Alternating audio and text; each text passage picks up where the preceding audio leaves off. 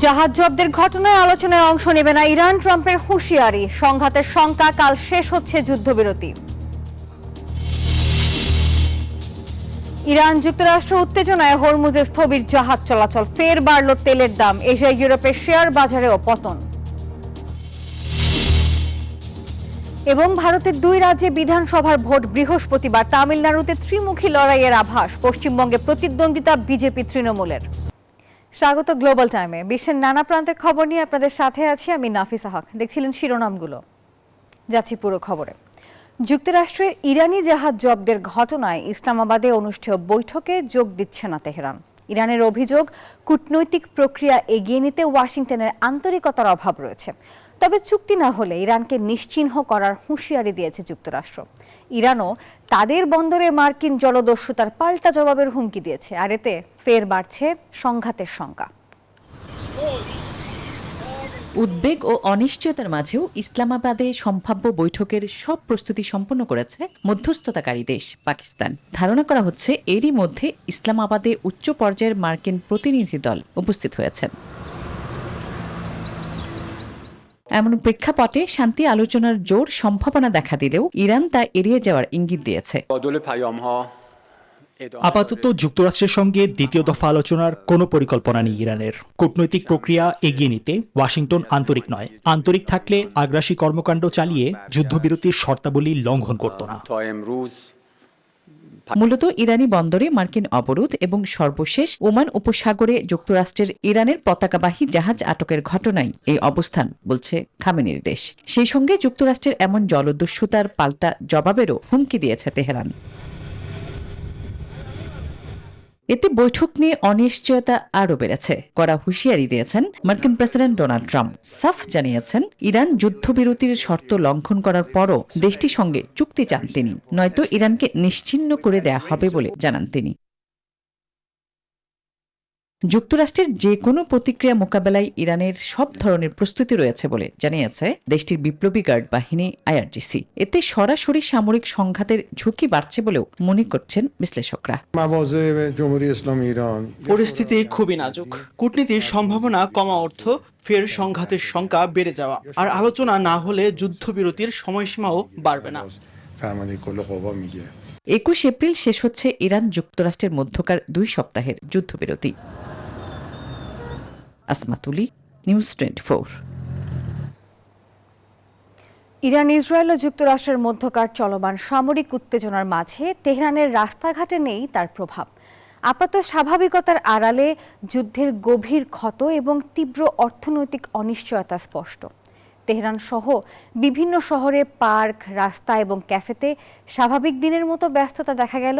এটি মূলত টিকে থাকার লড়াই। আর সব দিনের মতো ইরানীয় সকাল আসে স্বাভাবিকভাবে। কফি শপে তরুণদের আড্ডা, পার্কে পারিবারিক আড্ডা, সব মিলিয়ে এক স্বাভাবিকতার ছবি দেখা যায়। কিন্তু এই দৃশ্যের আড়ালেই লুকিয়ে আছে গভীর অনিশ্চয়তা। যুদ্ধবিরতি ও নতুন কোনো চুক্তির আশায় দোকানপাট, রেস্তোরাঁ এবং সরকারি দপ্তর। যুদ্ধের কারণে ইরানের অর্থনীতি ভেঙে পড়েছে। মানুষের চরম মুদ্রাস্ফীতি ও নিত্যপণ্যের অভাবের মধ্য দিয়ে জীবনযাপন করছেন। একটি সাধারণ পরিবারের মৌলিক চাহিদা মেটাতে প্রতি মাসে অন্তত $400 প্রয়োজন হলেও ন্যূনতম মজুরি প্রায় $120। বিমান হামলায় বাসস্থান ও অবকাঠামো ক্ষতিগ্রস্ত হয়েছে, যা ইরানের অর্থনৈতিক মেরুদণ্ডকে ভেঙে দিয়েছে। এছাড়া চলমান অভূতপূর্ব ইন্টারনেট ব্ল্যাকআউট সাধারণ মানুষকে বাইরের বিশ্ব থেকে বিচ্ছিন্ন করে দিয়েছে। ব্যবসা ও যোগাযোগের ক্ষেত্রে পড়েছে ভয়াবহ প্রভাব।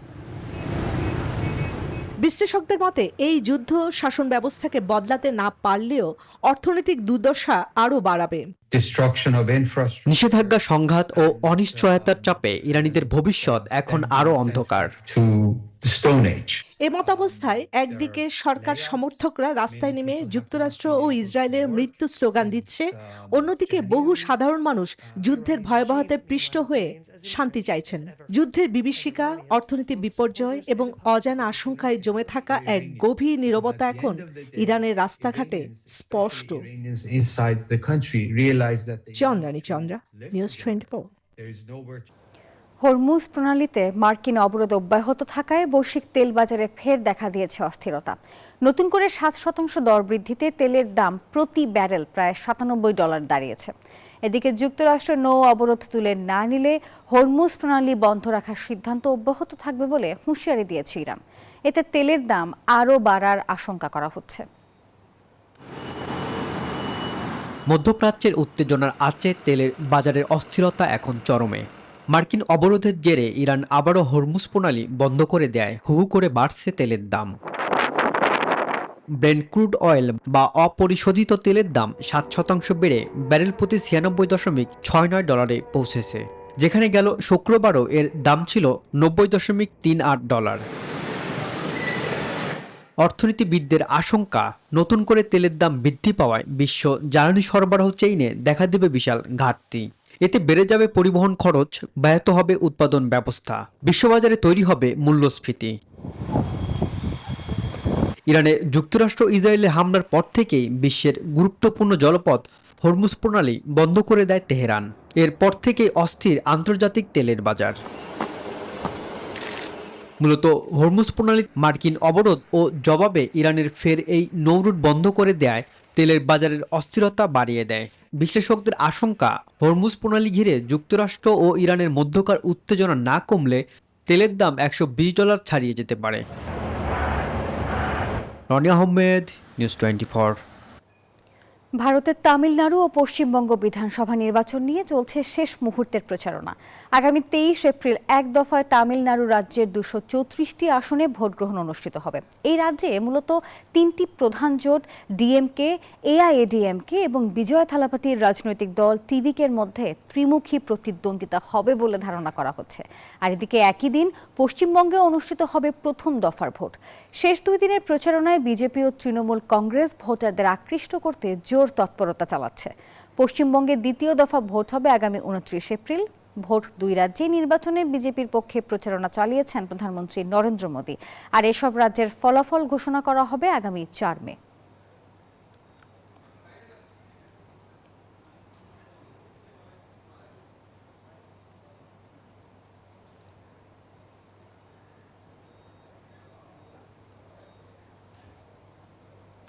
পশ্চিমবঙ্গে বিধানসভা নির্বাচনের সবচেয়ে গুরুত্বপূর্ণ আসন দক্ষিণ কলকাতার ভবানীপুর আসন। আর সেই আসনে তৃণমূলের প্রার্থী হয়েছেন মুখ্যমন্ত্রী মমতা বন্দ্যোপাধ্যায় এবং বিজেপির প্রার্থী তথা বিধানসভার বিরোধী নেতা শুভেন্দু অধিকারী। হাই ভোল্টেজ এই আসনে প্রতিনিয়তই উত্তাপ বাড়ছে। নির্বাচনের আরও বিস্তারিত জানাতে কলকাতা থেকে যুক্ত হচ্ছেন আমাদের সহকর্মী ভাস্কর সর্দার। ভাস্কর, নিশ্চয়ই শুনতে পাচ্ছেন, জানাবেন কেমন দেখছেন নির্বাচনের পারদ ঠিক এই মুহূর্তে কতটা চড়া? শুরুতে প্রতিনিয়ত যেমনি তাপপ্রবাহ বাড়ছে, সেই পরিস্থিতিতে পশ্চিমবঙ্গে রাজনৈতিক উত্তাপ বাড়াচ্ছে কিন্তু শাসক দল তৃণমূল কংগ্রেস এবং ভারতীয় জনতা পার্টি বিজেপি। এই মুহূর্তে দাঁড়িয়ে আছি ভবানীপুর আসনে। এই আসনের অন্যতম তৃণমূল প্রার্থী, তৃণমূলের কাণ্ডারি, তৃণমূল প্রধান তথা রাজ্যের মুখ্যমন্ত্রী মমতা বন্দ্যোপাধ্যায়।